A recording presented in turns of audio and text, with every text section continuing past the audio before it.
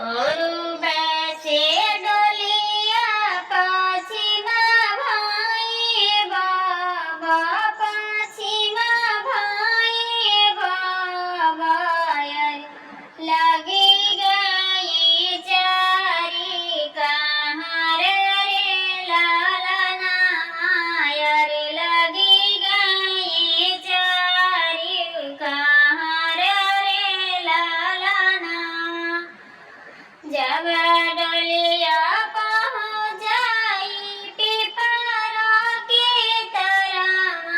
यार पिपरा की तरफ यार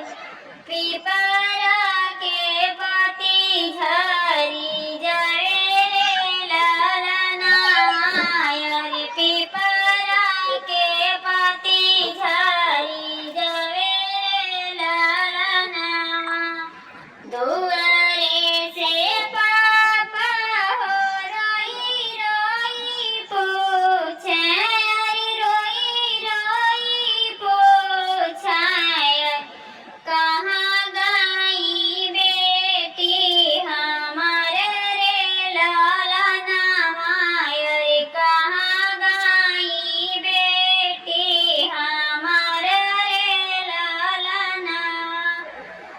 घर में से मैया हो रोवती के मायर रोवती के मायर पापा के लगी समझावे रे लालना मायर पापा के लगी समझावे रे लालना तोहरा ना बेटी स्वामी गले सासुररिया गले सासुररिया